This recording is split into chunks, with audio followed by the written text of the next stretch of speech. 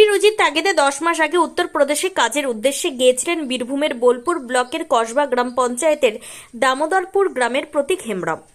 দিন কয়েক আগে দিল্লি কানপুর রেল লাইনের মাঝে রক্তাক্ত দেহ উদ্ধার হয় তার। অভিযোগ, শুধুমাত্র বাংলায় কথা বলার জন্য নৃশংসভাবে খুন করা হয়েছে বীরভূমের এই আদিবাসী যুবককে।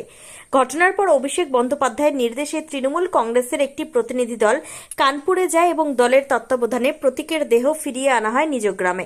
রাজ্যসভার সাংসদ ও পরিযায়ী শ্রমিক কল্যাণ বোর্ডের চেয়ারম্যান সামিরুল ইসলাম, জেলা পরিষদের সভাধিপতি কাজল শেখ, নানুর বিধায়ক বিধানচন্দ্র মাঝি সহ তৃণমূল নেতৃত্ব উপস্থিত ছিলেন।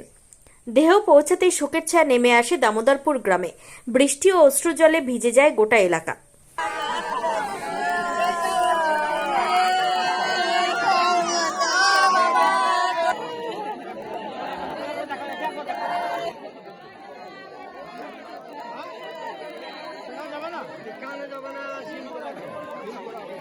দেখুন, বিগত দিনে এই ধরনের ঘটনা আমরা কখনো শুনিনি।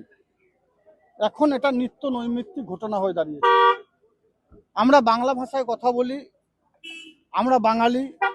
এই জন্যই হয়তো যে রাজ্যগুলো বিজেপি রাজ্য আছে সেই রাজ্যগুলোতে এই ধরনের ঘটনা ঘটানো হচ্ছে।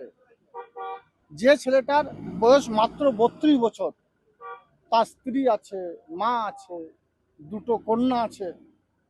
আজ ভাবুন তাদের অবস্থাটা কোন জায়গায়। এটা আপনারা দেখতে পেলেন, এই পরিবারের থেকে শুরু করে এই এরিয়ার মানুষ হাহাকার করছে। কিন্তু বিজেপি শাসিত রাজ্যে এই ধরনের নৃশংস নির্মম ঘটনা প্রতিনিয়তই ঘটে চলেছে। তার বলি হলো আমাদের এই কসবা অঞ্চলের এই ছেলেটা। উত্তরপ্রদেশে গিয়ে মৃতদেহ ফিরে আসতে হচ্ছে বাংলার শ্রমিকদের। বাংলার প্রত্যেকটা মানুষ বুঝতে পারছে, শুধু বাংলা ভাষায় নয়, যে কোনো জনজাতিদের উপর কীভাবে অত্যাচার করছে সেটা প্রতীক হেমব্রম ভাইয়ের উদাহরণ একটা।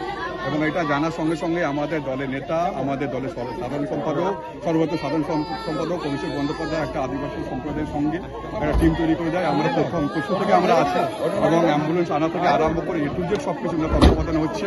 এবং সরকারিভাবে ওনারা যা যা ফ্যাসিলিটি পাওয়া দরকার মাননীয় মুখ্যমন্ত্রী মমতা বন্দ্যোপাধ্যায় ব্যবস্থা করা হবে ইমিডিয়েটলি। এবং প্রশাসন থেকে আরম্ভ করে সবাই প্রথম থেকে আমরা পরিবারের পাশে আছি এবং একটা 0 এফআইআর করা হয়েছে যাতে দোষীদেরকে খুঁজে বার করা হয়। তার জন্য আমরা ইউপি সরকারকে আমরা যত শক্তি দিয়েও এই করবো, প্রেশার দেবো আমরা।